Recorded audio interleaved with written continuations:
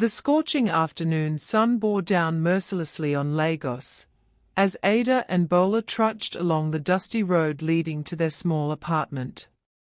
Their shoulders sagged under the weight of disappointment. It had been another fruitless day of interviews. "You'd think having a degree would mean something," Ada muttered, breaking the silence. She adjusted the strap of her worn handbag, now heavier with rejection letters than hope. Bola sighed, her brows knitted.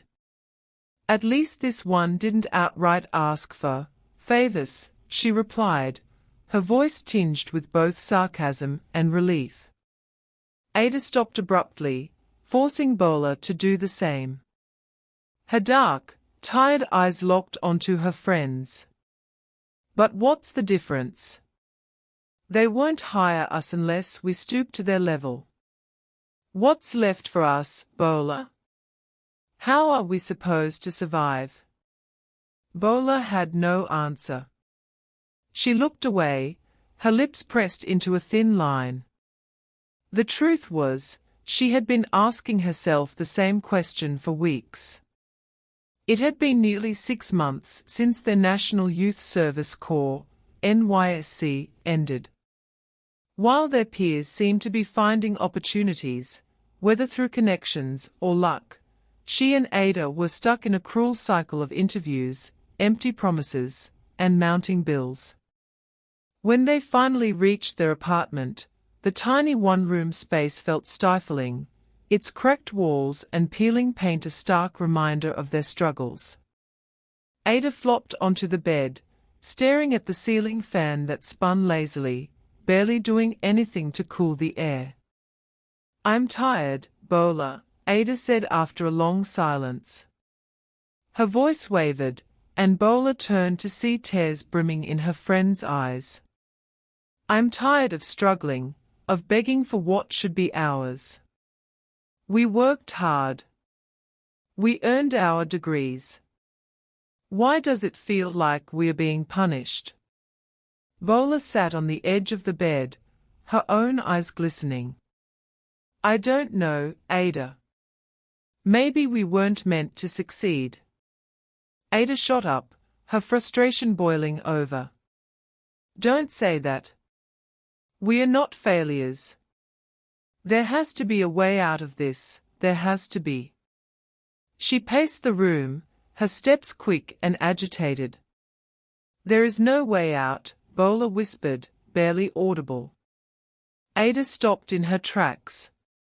A sudden intensity lit her face, and Bola knew that whatever she was about to say would be drastic. "What if?" Ada hesitated, as though testing the weight of her next words. "What if we tried something unconventional?" Bola frowned. "What do you mean?" Ada walked over and lowered her voice, as though the walls themselves were listening. "I've heard stories, Bola, about people who changed their lives overnight. People who went from nothing to everything." "You're not making any sense," Bola replied, her tone wary. "A herbalist," Ada said firmly. "There's one in Epe, people say he can help. He's powerful. If anyone can change our fortunes, it's him." Bola's eyes widened. "You can't be serious." "Ada, you're talking about juju. And what's so wrong with that?" Ada shot back. "Isn't it better than wasting our lives like this? We have nothing to lose, Bola." Bola recoiled. She had always been the cautious one, the voice of reason to Ada's impulsiveness. "We have everything to lose, Ada. Our souls, our humanity. You don't just go to a herbalist and come out the same." Ada crossed her arms, her jaw set. "I'm going, with or without you." The room fell silent, the tension thick enough to cut with a knife. Bola stared at her friend, torn between fear and loyalty. Deep down, She knew Ada was serious. The next few days passed in uneasy silence. Ada and Bola barely spoke, each lost in their thoughts. Ada remained resolute, her determination growing with every passing hour, while Bola wrestled with fear and doubt. One rainy evening, as thunder rumbled in the distance, Ada broke the silence. "I'm leaving tomorrow," she announced, her voice cutting through the sound of raindrops against the tin roof. Bola, seated by the window, turned to face her. "You've made up your mind, then?" "Yes." Ada's tone was firm, but her eyes betrayed a flicker of vulnerability. "I can't keep living like this. If there's even a small chance that this herbalist can help, I have to take it." Bola looked away, staring at the rivulets of rain streaking down the glass. She knew Ada too well to think she could be talked out of it. "Fine," she said at last, her voice barely above a whisper. "I'll come with you." Ada's face softened. "You don't have to, Bola. This is my decision." "We are in this together," Bola replied, her gaze unwavering. "Whatever happens, I won't let you face it alone." The next morning, the two women set out early, boarding a rickety bus headed for Epé. The journey was long and bumpy, the roads winding through dense forests and isolated villages. Ada remained quiet, her expression steely, while Bola clutched her bag tightly, her mind racing with worst-case scenarios. When they finally arrived at the herbalist's compound, the sun was beginning to set, casting an eerie orange glow over the place. The air was thick with the scent of burning herbs, and strange carvings adorned the wooden gate. A young boy, no older than 10, greeted them at the entrance. Without a word, he led them down a narrow path to a dimly lit hut. Inside, the herbalist sat cross-legged on a woven mat, surrounded by jars filled with unidentifiable substances. He was an older man with piercing eyes that seemed to see straight through them. His voice was deep and measured as he spoke. "I know why you've come," he said, his lips curling into a faint smile. Ada and Bola exchanged nervous glances, but said nothing. The herbalist gestured for them to sit. "You seek wealth, success, and freedom from the struggles of your current lives," he continued. "But you must understand, nothing comes without a price." Ada swallowed hard, her throat dry. What is the price?" The herbalist leaned forward, his gaze intense. "To gain the riches you desire, you must form a bond with a being of great power." "A demon?" Bola gasped, instinctively gripping Ada's hand. "A demon," she whispered, her voice trembling. "Yes," the herbalist said, unperturbed by her fear. "The demon will grant you wealth beyond your imagination, but in return, you must give him something he craves."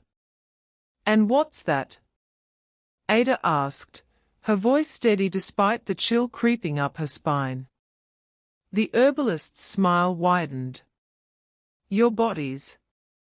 He will come to you on the first day of every month. You must welcome him, or the pact will be broken." Bola's hand flew to her mouth, her face pale. This is madness." Ada, however, remained silent, her eyes locked on the herbalist. "And if we agree?" "You will have everything you've ever wanted," he replied. "But once the pact is made, there is no turning back. Your souls will belong to him." The room fell into an oppressive silence. The weight of the decision pressed down on them, and Bola could feel her heart pounding in her chest. "I need time to think," Bola said finally, her voice shaky. The herbalist nodded. Take your time. But do not delay for long. Opportunities like this do not wait forever. The journey back to their apartment was filled with tension. Bola couldn't stop trembling, her mind replaying the herbalist's words over and over. "This is insane, Ada," she said as soon as they stepped inside. "We can't do this. We can't sell our souls to a demon."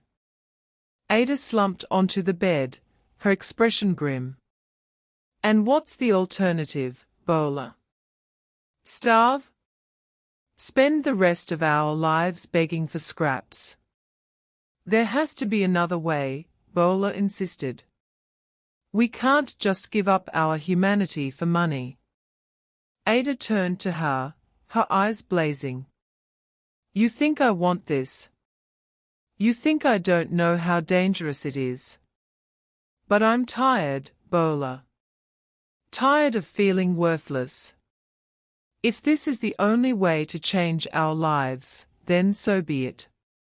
Bola stared at her friend, tears streaming down her face. "And what happens when we regret it, Ada?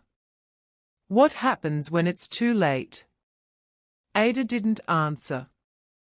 She simply turned away, staring out the window as the city lights flickered in the distance.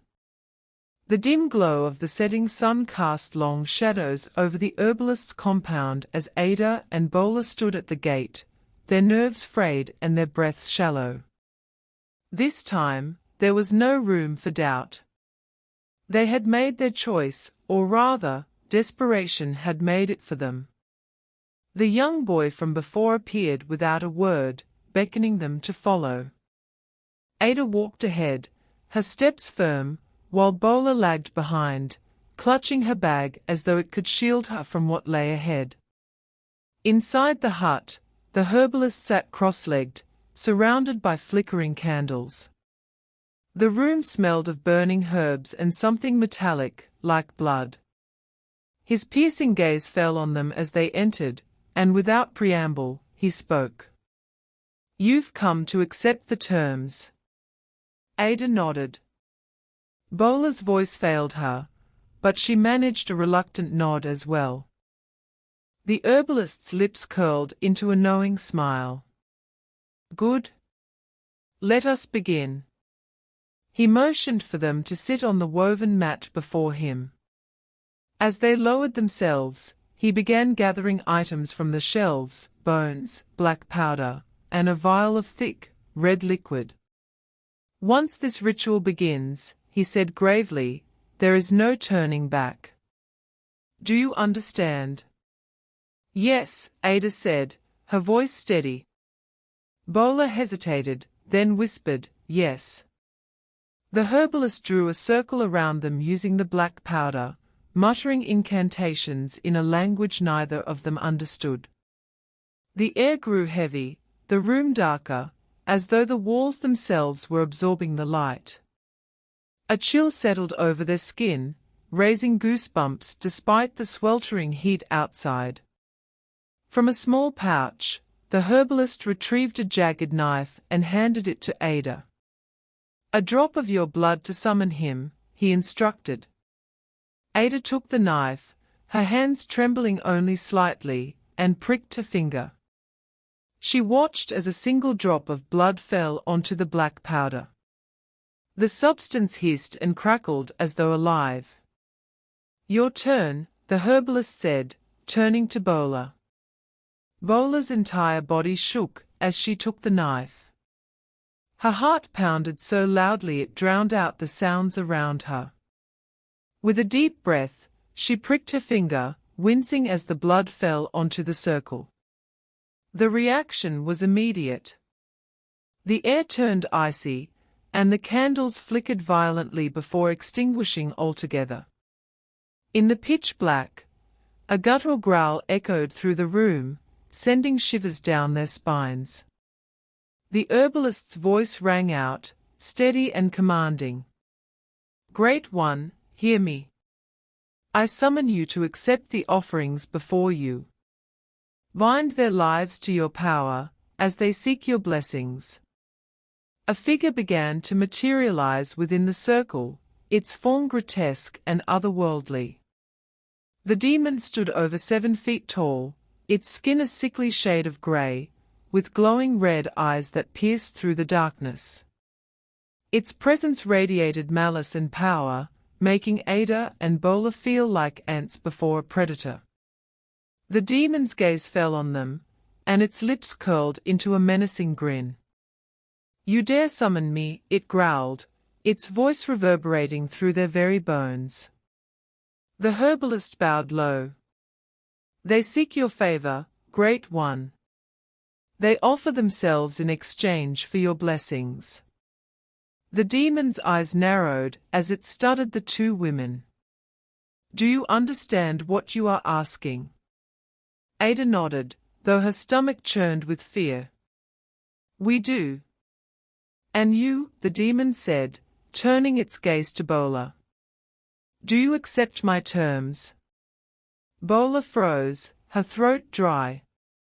She wanted to scream, to run, to undo every step that had brought her here.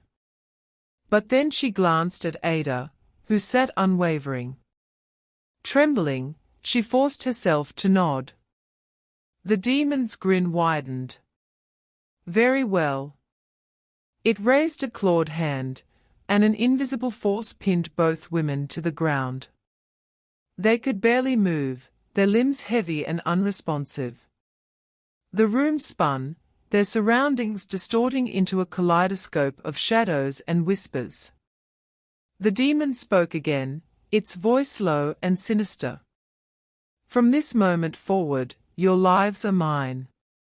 You will receive the wealth and success you crave, but every first day of the month, you will surrender yourselves to me. Should you refuse," it leaned closer, its rancid breath washing over them, "you will wish for death before I am through with you." The room erupted in a blinding flash of light, and the weight pressing on them vanished. When they opened their eyes, the demon was gone, and the herbalist sat silently, watching them. "It is done," he said simply. "Go home and wait. Your new lives begin now." The next morning, Ada woke to the sound of her phone buzzing incessantly. She groggily reached for it, her heart skipping a beat when she saw the notifications. A message from a prestigious company offered her a managerial position, complete with an obscene salary. Her bank app showed an inexplicable deposit of 5 million naira. "Bola," she shouted, shaking her friend awake. Bola groaned, sitting up reluctantly. "What is it?" Ada shoved her phone in Bola's face. "Look." Bola blinked at the screen, her sleepiness fading as she processed the numbers. Her own phone buzzed moments later with similar notifications. Calls began pouring in, job offers, sponsorships, opportunities that had been non-existent just a day before. "It worked," Ada said, her voice filled with awe. "It actually worked." Bola stared at her phone, her heart sinking even as excitement lit Ada's face. She couldn't shake the memory of the demon's glowing eyes and its chilling words. The wealth was real, but so was the price. Are they ready to pay the price attached with the wealth? Watch out in part 2. Kindly like, comment, and subscribe for more enchanting tales from our channel.